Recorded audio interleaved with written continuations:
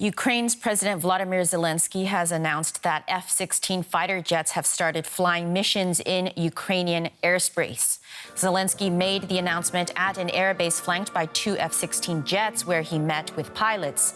The U.S. gave the go-ahead to send jets to Ukraine last year. The planes have been supplied by Denmark, Belgium, the Netherlands and Norway, who have said they will provide up to 60 F-16s for the Ukrainian Air Force. And this is what President Volodymyr Zelenskyy said earlier. These jets are in our sky, and officially today you see them, and it's good that they came and we can use them. At least for today, I can tell you very openly that we can use them.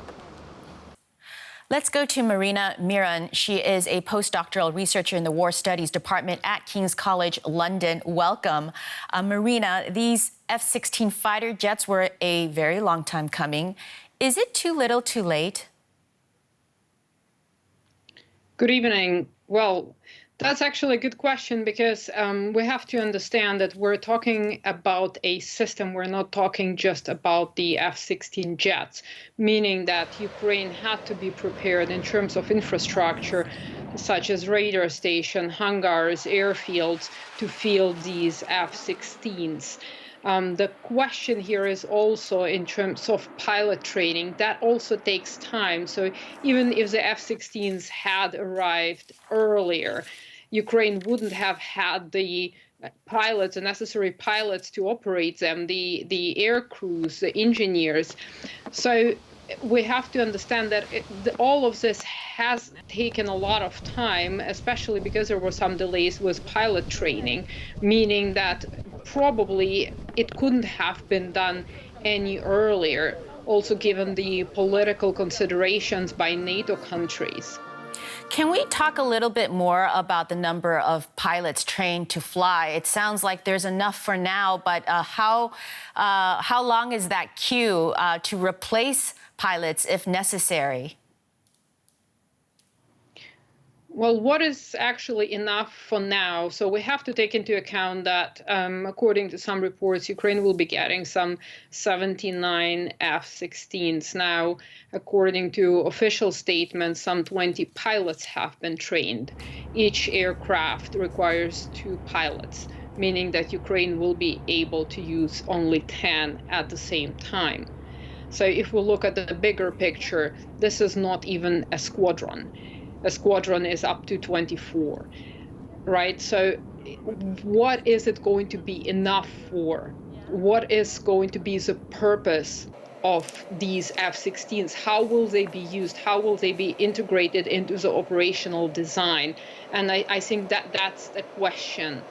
And 10 aircraft in the air, I'm afraid it's not going to make a substantial difference. And this is the crux of the problem, that Ukraine will essentially need more. However, pilot training takes time.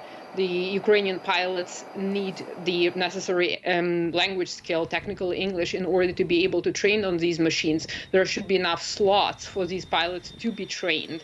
A basic training is about 9 months. So training more pilots will become more difficult. And so this complicates the Ukrainian mission in terms of how do you actually integrate these 10 F-16s for now? Where will they be allocated, to what missions exactly? Will they be there to strike targets deep behind the enemy lines? Will they be used to deter or to limit the operational space of the Russian Su-34, which are using glide bombs? So there are quite a lot of questions. It's not clear what difference this is going to make, at least in the short term. Now, Ukraine also announced today the mandatory evacuation from several towns in the Donetsk region. How do you assess Russia's advances in the area? Well, it looks like the Russians are moving forward very slowly. However, they have shown some progress, especially if we look at the Vuhledar direction and specifically around the town of Turetsk. They're trying to complicate the Ukrainian logistics there. And they're also active in the north, in and around Vovchansk. in Kharkiv region. We're also seeing some reports of Russian advances around Chasiv Yar. So it's still the front is still holding. We're still talking about positional warfare, but there is a risk, at least in the southern region of Terezk, that the front might get shaky. Marina Miron from the War Studies Department at King's College, thank you so much for joining us. Thank you for having me. It's a moment Ukrainians have long waited for. F-16 jets flying in the skies above their heads. Ukraine previously operated Soviet-era jets, but they were limited by Russia's far better air capabilities. The F-16s will boost Ukraine's military strength and upgrade its air defences. We have done a lot in order for the Ukrainian Air Force to switch to a new standard of aviation, to Western combat aviation. I'm proud of all our pilots who are learning how to use these planes and have already started using them for our country. Zelenskyy did not say how many planes are in Ukraine.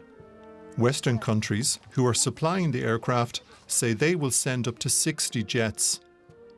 Unconfirmed reports indicate there are 10 jets in Ukraine now. But with so few jets at Ukraine's disposal, analysts say the F-16s won't turn the tide of the war, at least not for now. The F-16s come with powerful electronic warfare systems and an array of other weapons. Ukraine hopes that in combination with Patriot missile batteries, the jets will make Ukraine's skies too dangerous for Russian pilots. But Russia has been expecting the jets' arrival and is sure to put up stiff resistance, both on the ground and in the sky.